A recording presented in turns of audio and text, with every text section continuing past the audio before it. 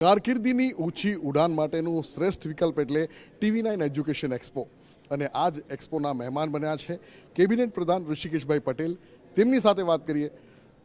ઋષિકેશભાઈ, એક જ જગ્યાએ આટલા બધા વિકલ્પો, શું કહેશો?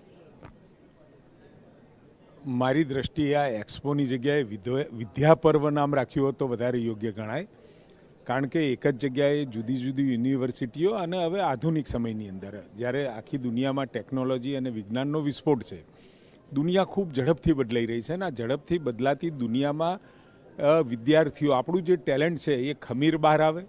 આમ પણ જે ટેલેન્ટ હતું એ દુનિયામાં અનેક જગ્યાએ પોતાનું હીર બતાવી રહ્યા છે, પરંતુ જે માસની અંદર લોકોને આ લાભ મળવો જોઈએ, ક્યાંક આપણને લાગે કે એ ઓછું છે, પરંતુ આવા વિદ્યા પર્વો દ્વારા એક જ જગ્યાએ જુદી જુદી યુનિવર્સિટીઓ પોતાનો વિષય અને વિષયની સાથે એ વિદ્યાર્થીને આગામી સમયમાં ક્યાં આગળ પોતે એડમિશન લઈ શકે, પોતાના રસનો વિષય નક્કી કરી શકે, એ પ્રમાણેનું આ વિદ્યા પર્વ એક્સપો આપે જે કર્યો છે, ખરેખર વિદ્યાર્થીઓના ફાયદા માટે છે. વિદ્યાર્થીઓ પણ અહીંયા આવે, જોવે.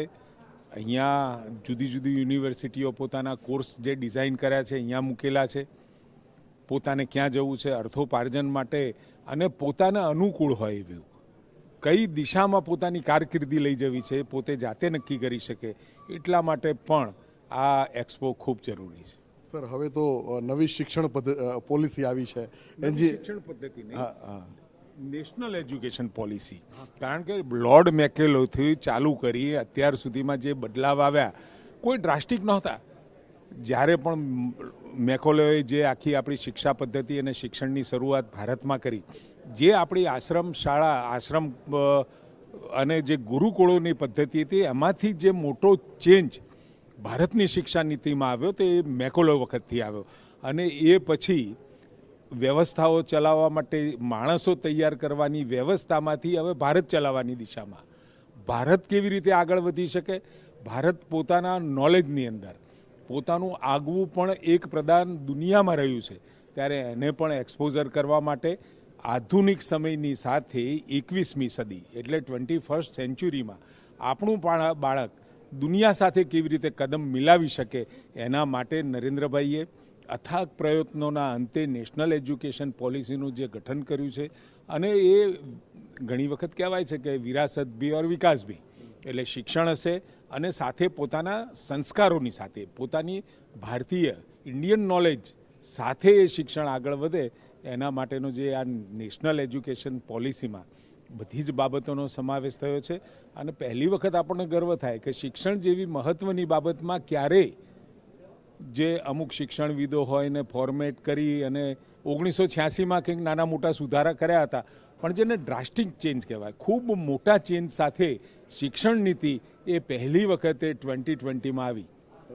સર, આ અદ્યતન જે આયોજન છે તો વાલીઓને આપ શું સંદેશ આપશો, ખાસ કરીને વિદ્યાર્થીઓને શું ટિપ્સ આપી શકો? સર, બાળકો અને બાળકોના મા બાપને મારી એટલી જ વિનંતી છે કે તમારા બાળક, કોઈ પણ આપણી એક કહેવત છે, પુત્રના લક્ષણ પારણામાંથી, તો તમારું બાળક જ્યારે સ્કૂલમાં જાય એટલે એની કેરેક્ટરિસ્ટિક, એને રમતમાં રસ છે, વિજ્ઞાનમાં રસ છે, ગણિતમાં રસ છે, ભાષાઓમાં રસ છે, એને પેઇન્ટિંગમાં રસ છે, બાળક જે દિશામાં આગળ વધી શકે એવું હોય તો એને પ્રેશર કરી, કારણ કે આપણી જૂની માન્યતાઓ છે કે ડૉક્ટર બનો ને એન્જિનિયર બનો, એ માન્યતામાંથી બહાર આવી અને એનો ગ્રો કરવાની તક મા બાપ પણ આપે અને શિક્ષક એ ટેલેન્ટને ઓળખી એ દિશામાં એને વળાંક આપે, એ ખૂબ જરૂરી છે.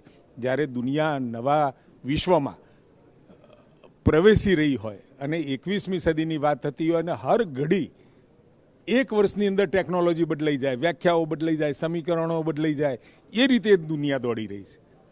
TV9 સાથે વાત કરવા બદલ સર આપનો ખૂબ ખૂબ આભાર. તો આ હતા ઋષિકેશ પટેલ કે જેમણે કહ્યું કે TV9નો જે એજ્યુકેશન એક્સપો છે એક એજ્યુકેશન શિક્ષણના ફિલ્ડમાં એક અનોખી પહેલ છે અને તેમણે આ એજ્યુકેશન એક્સપોને બિરદાવ્યો હતો. કેમેરા પર્સન નટવર પરમાર સાથે મૌલિક મહેતા, TV9 અમદાવાદ.